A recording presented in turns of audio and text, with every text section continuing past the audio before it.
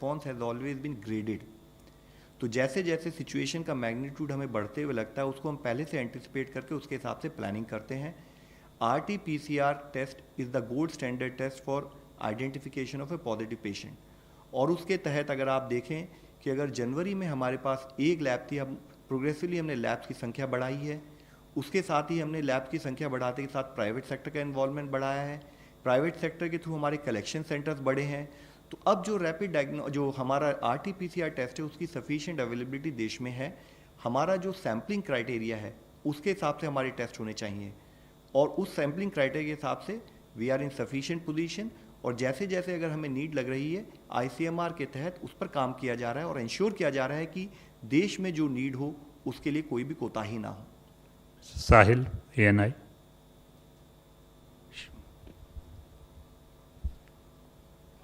So my question is for Love sir. It's related to in terms of lab and reagents उसका भी हम एक 100% use नहीं कर पा रहे हैं. तो जो हमारे ICMR के लेवल पर sufficient amount of kits are available as far as RT-PCR test is concerned. Not only sufficient amount of kits are available, we have also parallelly ensured geographical adequacy.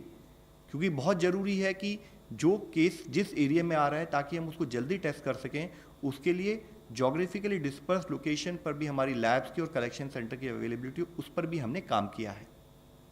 Last question, Pranay Upadhyay, ABP news.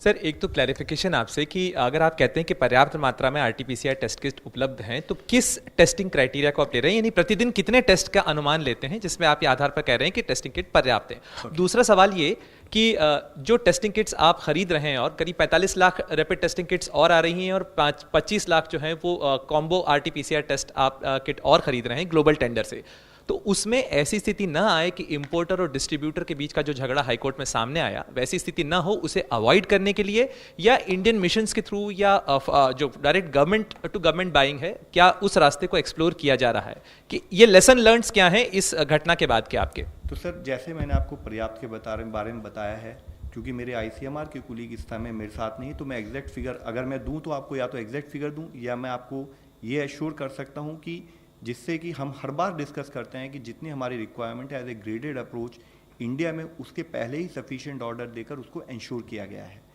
और in terms of कि कब हम बोलते हैं sufficient है, तो उसको दो पैरामीटर्स हैं. एक तो ये है कि क्या हमारे पास sufficient number of labs with sufficient number of kits available है, एंड हम अपने जो क्राइटेरिया फॉर सैम्पलिंग है उसके तहत क्या हम सारे सैंपल्स कलेक्ट कर रहे हैं. तो अगर आप देखें, हम लोगों ने कई बार इस बारे में बात की है कि जो हमारे सैम्पलिंग क्राइटेरिया के हिसाब से जिन जिन के सैम्पलिंग होनी है उसके लिए आज भी जो हमारी कैपेसिटी है हम उसको 100% यूज़ करे बिना सारे सैंपल्स को टेस्ट कर पा रहे हैं.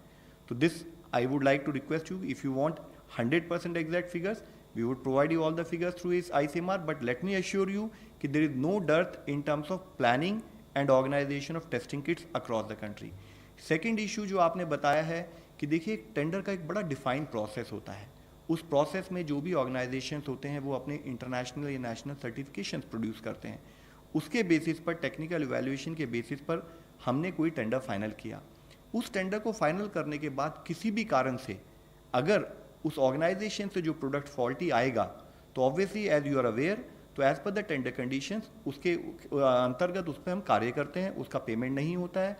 उस तरह के लर्निंग्स को इनकॉर्पोरेट करते हुए हम हमेशा इंश्योर करते हैं कि कोई भी किसी भी समय के इस टाइप की प्रॉब्लम हमारे को फेस ना करनी पड़े. Thank you friend.